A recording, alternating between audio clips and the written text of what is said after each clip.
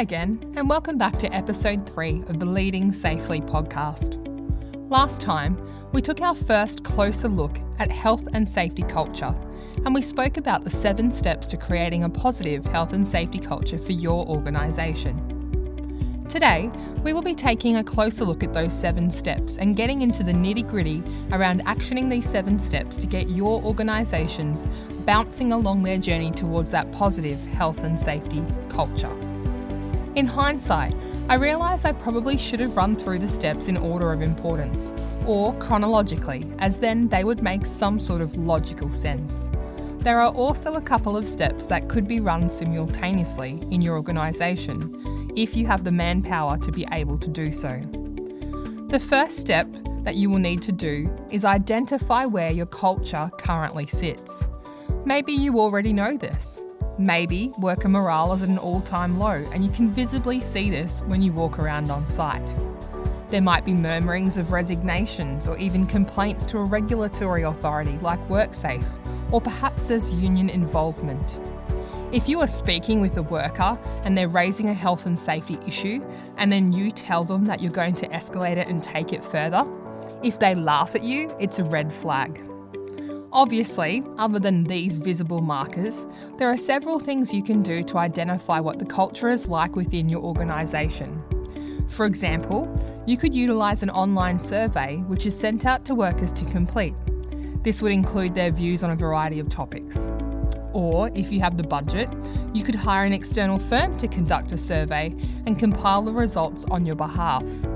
These external companies would then analyse the data and provide you with a report on where everything falls, allowing you to build targeted action plans which address the current downfalls. Although, I should also point out that if your participation rate in any of these surveys or discussions, etc., is low, that in itself is an indicator that your workers do not feel comfortable in raising health and safety issues, and is therefore also an indicator that your safety culture may not be where it needs to be. Next, you need to improve the health and safety knowledge of all of your workers. This is one of those ones that can be done simultaneously whilst also actioning the other steps. Improving the health and safety knowledge of workers is also an action item that should already be constantly occurring. Their knowledge can be improved through their inductions and internal training programs, perhaps put together by your health and safety team if you have one, or alternatively, again, bringing in an external trainer to facilitate programs which would enhance their knowledge. I worked for a mining company in Western Australia where the culture was in need of a slight improvement. We had lost time injuries for a pair of shoes being left out in the change room. As in, a worker tripped over a pair of boots that had been left out in a change room, resulting in a back injury and time off work. The worker thought the shoes had been left out intentionally by another worker in his crew to trip them over. The site was simmering and you just knew there was a fire brewing under the surface. I will speak more about this fire later in other episodes. So, as part of the safety team, I created 2 back to basics training programs. The first was on hazard management. I took it back to the very low levels of what is a hazard. What should you do if you see a hazard? How can you report a hazard? The second one was a program on risk management, where we had workers literally look up, look down, look around, and determine what about their jobs had the potential to injure or kill them. We then converted those skills into effectively completing job hazard analyses. We rolled this out to all 1,200 current employees, as well as every single new employee or contractor undertaking work for us, and we found the results spoke for themselves. There was a decrease in incidents and injuries, an increase in quality JHAs and risk assessments, and an increase in general safety awareness on site. Worker health and safety knowledge had been improved, and it did shift the status quo on site, just enough. Following on from this, if your workers have improved their health and safety knowledge, they should also have an awareness and understanding of what their health and safety roles and responsibilities and accountabilities are. Normally these are provided to workers as they join the company and may be a part of their position description, or alternatively, maybe an extra bit of paper they need to read and or sign off on. The other option is that they could be included in your induction process. If your organisation does not do this already, a worker's health and safety roles and responsibilities can be determined by reading through your relevant state's Workplace Health and Safety Act. Whether you make workers sign a bit of paper with their duties listed, or make them watch a video on it, or even skywrite it for them, whether they sign off or not, at the end of the day it does not matter, as they will be bound by the duties that are listed in the Workplace Health and Safety Act regardless. For an organisation that is further along in maturity and their health and safety journey, the dream here is that one day the people you are hiring won't need to be told, that they already know what their health and safety duties are and are all good without being told, here's what you need to do. Until then though, there should be some way of communicating to your workers what their obligations are when it comes to health and safety, especially key things like wearing PPE or acting as provided with reasonable instructions from their supervisor. For higher level positions within the organisation, anyone in charge of a group, this isn't a tick box exercise, nor should it be for your lower level employees. However, if you are in charge of a crew or a team, there needs to be more to it than just communicating.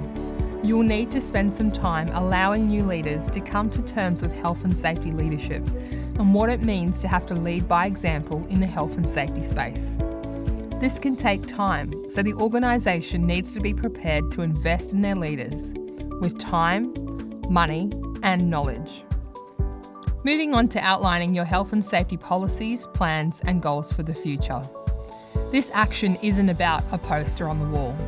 Obviously, yes, a workplace health and safety policy is required, and yes, it does need to be displayed in a prominent position. However, this action is about taking things another step further.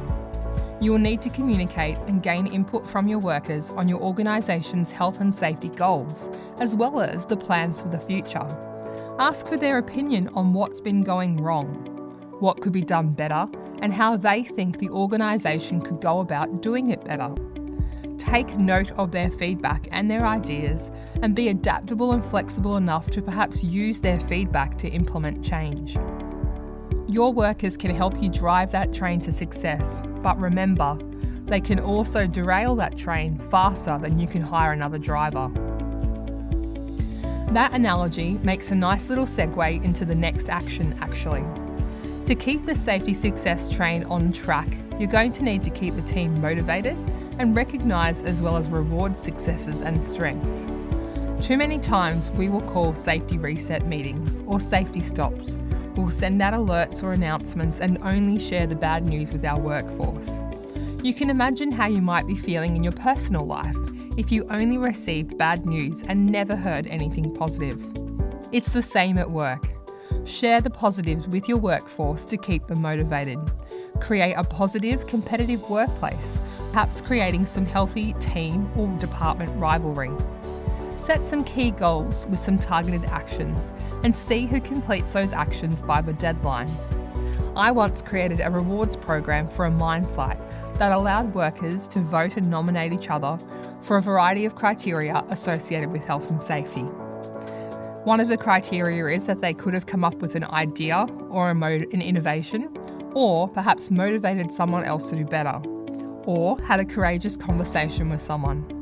At the end of the month, all of the nominations would be collated on and voted for, and then the winner would receive a $100 gift card. You would not believe how that simple little exercise boosted morale. Every pre-shift meeting, I would be promoting the program along with the shift supervisors and ensuring that we were receiving nominations.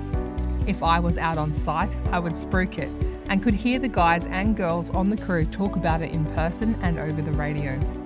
I would collect nominations by hand where I could to keep that banter up, and there was this buzz of competitiveness on site that created this healthy atmosphere of driving to be and do better, and it became a nicer place to work because of it.